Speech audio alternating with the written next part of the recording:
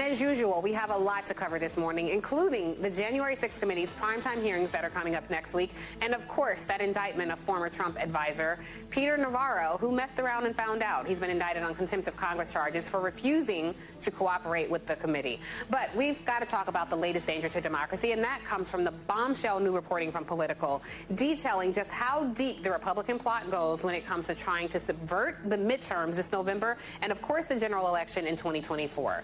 Now, according to the recordings of Republican Party operatives, this was obtained by Politico, their plan includes a multi-pronged strategy. First, recruiting hyper-partisan volunteer poll watchers to challenge voters on Election Day, then tracking their objections on a special website so that MAGA-sympathetic lawmakers can later intervene to try to block the vote counts in heavily Democratic or precincts with mostly people of color.